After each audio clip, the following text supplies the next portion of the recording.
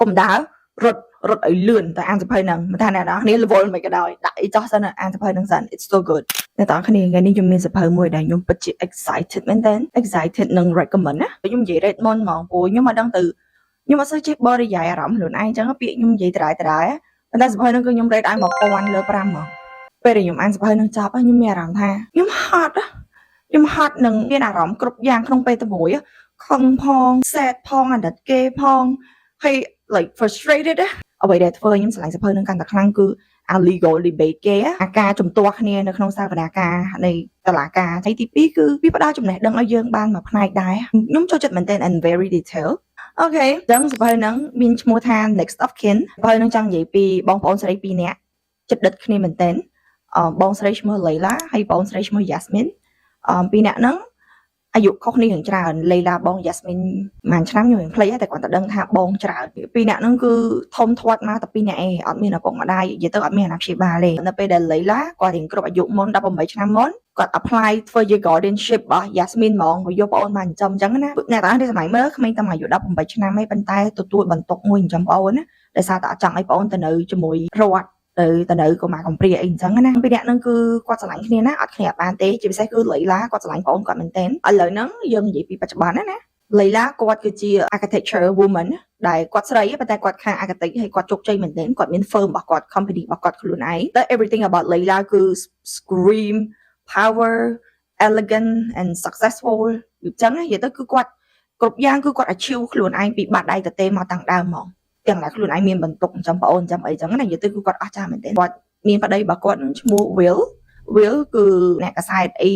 ទៅសេព័ត៌មានអីធម្មតាដល់ពេល Yasmin គឺប្រច្រាស់មួយបងគាត់180ដឺក្រេ Yasmin ផ្សេង Yasmin ជាមនុស្សស្រី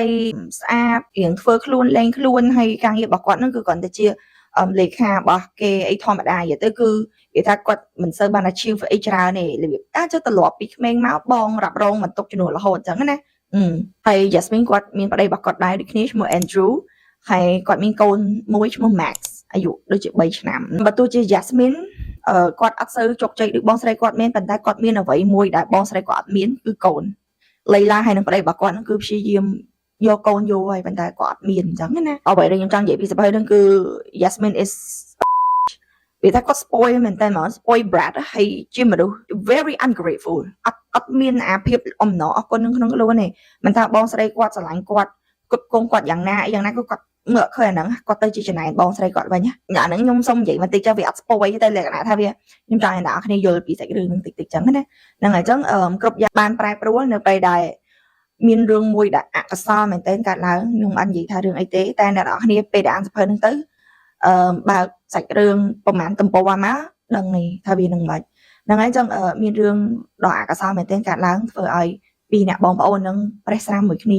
ហើយក៏តតាំងគ្នានៅក្នុងតុលាការខ្ញុំសូមនិយាយតែប៉ុណ្្នឹងចុះសភៅនឹងគឺពិតជាអស្ចារ្យមែនទែនអ្នកនរគ្នាខ្ញុំឆ្លាញ់សភៅនឹងខ្លាំងហើយខ្ញុំហ៊ាននិយាយថាខ្ញុំខានអានតាសភៅដែលអស្ចារ្យចឹងយូរ like it's brilliant យើងអត់អស់ចិត្តនិយាយទៅគឺសភៅនឹងធ្វើឲ្យយើងមានអារម្មណ៍គ្រប់យ៉ាងក្នុងពេលតែមួយហ្មងហើយ plot twist វិញអ្នកទាំងអស់គ្នាអើយដូចគេដល់យើងក៏ដល់មុខពីវិដ័យអញ្ចឹងណាដល់កន្លែងណាមួយនោះដែលយើងអត់ expect សោះ like boom it happened like យើងឆ្ងល់យើងអង្គុយគិតយើងមកស្ទុះដែររបៀបចឹងថា what just happened ខ្ញុំឃើញគេ recommend សភៅនឹងយូរហើយខ្ញុំអត់ដឹងថៃបើខ្ញុំទៅតែដាច់ចិត្តយកមកអានហើយខ្ញុំយកវាមកអាន random មែនតើខ្ញុំអត់ដឹងថានិយាយធម្មតាទេគ្រាន់តែថា I highly recommend it so ដល់ជាមានតែប៉ុណ្្នឹងទេថ្ងៃនេះសង្ឃឹមថាអ្នកនរគ្នាស្រឡាញ់សភៅនឹងដូចខ្ញុំដែរ happy reading see you next time bye